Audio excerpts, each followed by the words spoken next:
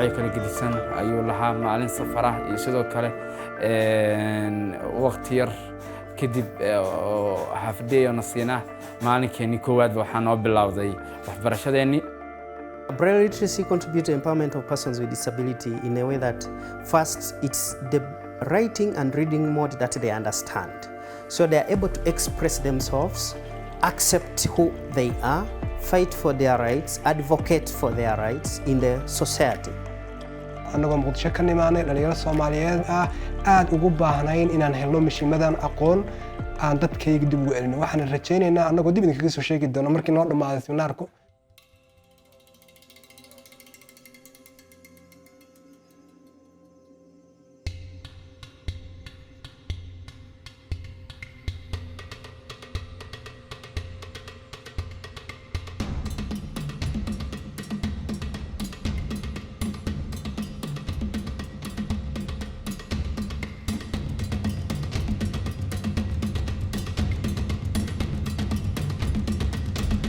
runtii wax aad iyo aad u wanaagsan ayaanu baranay.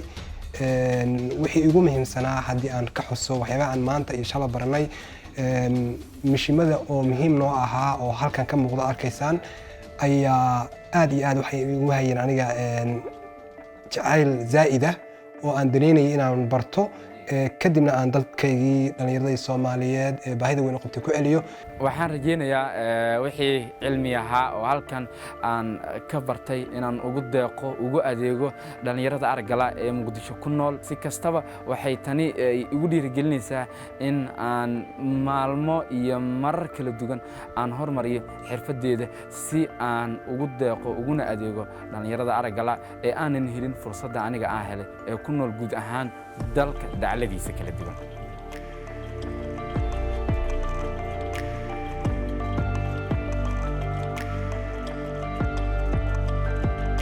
Braille training will empower persons with the visual impairment to be able to access education, because without that they will be like guests in the classroom. Let us try to encourage them embrace technology, because for most people without disabilities, technology makes life possible. But for people with disabilities, technology makes life easier.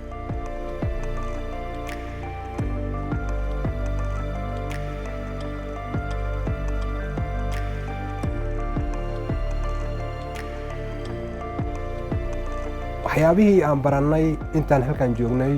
waxaa ka mid ahaa kow warqadaha loo isticmaalo mishiimada wax loogu daabaco dadka aragala ama araggooda hooseeyo qaybaha u qaybsamaan. si kooban habka loogu daabaco mishiinadan waraaqadaha dadka aragala noocyada mishiinada waraaqaha noocyada ay qaataan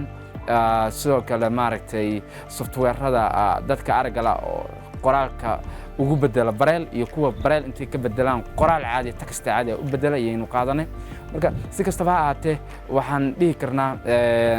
waxaan meeshan muddadii 5 maalin aan joognay aan ka qaadanay khibrad dhameystiran sida wax loogu daabaco dadka aragala agabkooda. mashiinadii aan bartay waxa iigu xiiso badnaa mashiinka kii ugu dambeeyay ee isticmaalayaan qaybta jaamacadda aan ka joogno ee disability-ga qaabilsan kaasoo daabacaya imtixaanada qaranka oo dhan ardayda naafada ah. mashiinkaasoo halkii mar daabacay 300 oo page ayuu daabacaya. wuxuuna ka casrisan yahay mashiinadii hore oo dhan. waa mashiinka kii ugu dambeeyay. marka kaas aad ii xiiso geliyay oo aan dareemayo baahidiisa inay dalka ka jirto. Participants gained the knowledge on how to operate and use a Braille embosser. They gained the knowledge on embossing their work or information. They gained the knowledge on proofreading, and also they were able to learn how to maintain the Braille embosser.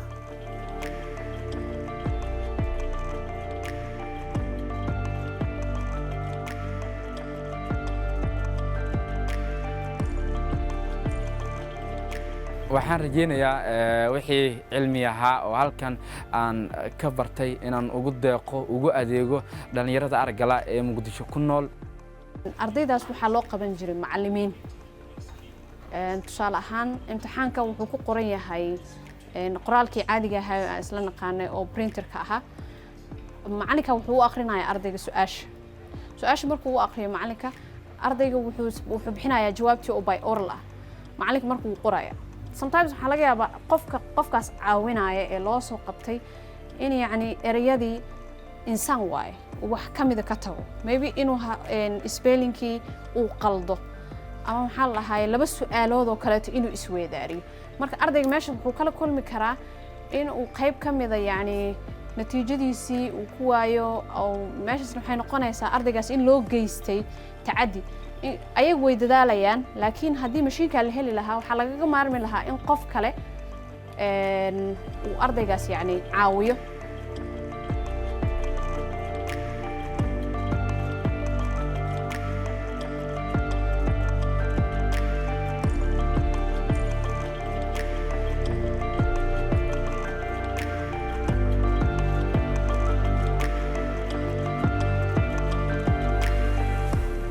The right to education comes with the obligations to make education inclusive and accessible for different categories of disabilities. muhiim bay tahay waayo aqoontan halkan ka helnay waxay saacidaysaa inaan mar kasta ilaalino sida ay qaramada midoobay marba u ilaalinayso xuquuqda bini'aadamka annaguna inaan ilaalino xuquuqda dadkeega naafada Soomaaliyeed oo waxaan cilmigan halkan ka qaadanay si cadaalad ah oo sinaan ah aan dadka ugu celino oo aan group gooniya iyo hadii la koox gooni aan siine aynu cid kasta oo Soomaaliyeed oo naafa ah gaar ahaan aragga naafa ka ah aqoontan halkan ka qaadanay tababarkan waxaan ka faa'iideysan inaan uga faa'iideyno markastana waxaan ku qasbanahay inaan ilaalino xuquuqda bini'aadamka gaar ahaan dadkeega inaan ilaalino sida ay qaramada xil iskaga saartay ilaalinta xaqa bini'aadamka kuwaas oo u muuqdo kuwa iska iloobay future-ka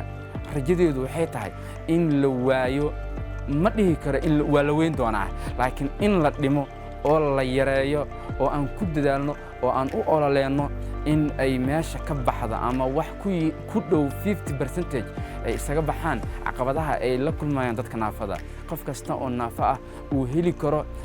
accessibility saxda ah ee loogu talagalay haddii ay tahay jaranjarooyinka in meesha laga saaro goobaha ganacsiyada haddii ay tahay in goobaha waxbarashada goobo loo dhan yahay ay noqdaan marka si guud filashadeeda ama doonisteeda ama rajadeeda mustaqbalka waa in la helaa